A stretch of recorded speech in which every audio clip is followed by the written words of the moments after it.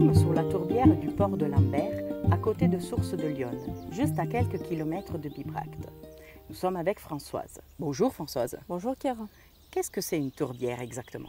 Alors une tourbière, c'est une zone qui est humide au départ et sur laquelle va se développer des plantes particulières qui sont des mousses, les sphènes.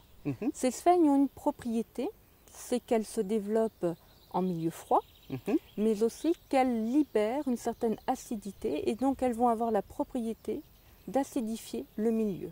Alors souvent elles se développent au bord d'un étang et petit à petit elles vont conquérir l'étang pour finaliser, en fait, le faire complètement disparaître. Et c'est ce qu'on a aujourd'hui, c'est-à-dire que nous sommes sur une tourbière qui est dite fermée, où les sphènes n'apparaissent plus à la surface. Elles ont été recouvertes par de nouveaux végétaux, les joncs, mais aussi des petits arbres, qu'on appelle des arbres pionniers.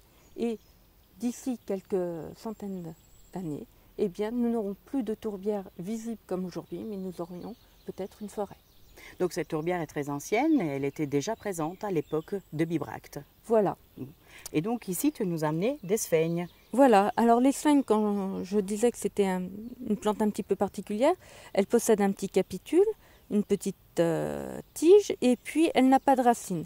Donc la partie verte est la partie qui est chlorophyllienne, la partie marron, c'est une partie qui est en train de mourir, de se décomposer. Et en fait, comme elles n'ont pas de racines, les sphènes vont se développer sur les sphènes précédentes. Donc ici, on a la sphène un petit peu plus ancienne et les sphènes d'aujourd'hui. Donc on voit que la sphène précédente est marron et là on a les sphènes qui sont vertes. Ce qui fait que si on regarde cet échantillon-là, on a la partie d'aujourd'hui qui est vivante et on a cette zone-là qui est une partie qui est déjà morte et qui est en train de se décomposer.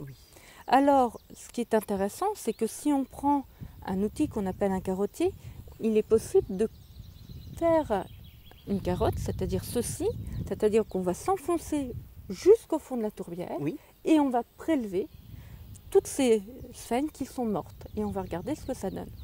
Donc ici, nous avons les sphènes d'aujourd'hui qui sont vivantes. Ici, nous avons la tourbe qu'on dit blonde, où on observe des morceaux de végétaux qui n'ont pas été décomposés.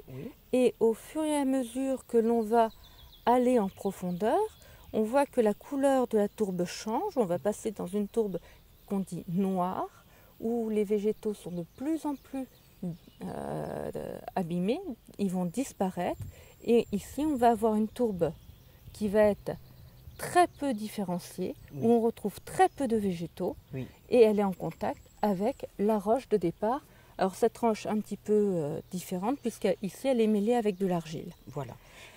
Alors, les sphènes ont une autre particularité, c'est, tu vois, comme on a un tapis très, très épais, ça permet d'emprisonner des particules. Et dans ces particules, il y en a qui intéressent plus particulièrement les archéologues. Bien sûr. Ce sont les pollens. Et donc, on peut imaginer que si on prend un segment à différents endroits de la carotte, on va avoir des pollens qui sont prisonniers à l'intérieur. Et donc qui vont permettre de retrouver un paléopaysage. Et comme c'est de la matière organique, avec une datation carbone 14, on est capable de retrouver la date à laquelle ces pollens ont été emprisonnés. Du coup, si on fait l'analyse de tous les segments de notre carotte, on peut étudier l'évolution du paysage depuis le début de la tourbière, pratiquement jusqu'à aujourd'hui. Voilà. Merci Françoise. De rien. Une tourbière, c'est bien entendu un milieu protégé. Donc la sphène que nous on a observée, on va la reposer à l'endroit où on l'a prélevée. Vous pouvez observer un diagramme polynique, donc le diagramme que les archéologues ont constitué avec l'analyse de la tourbière du port de Lambert au musée de Bibracte. Et le rendez-vous au prochain épisode.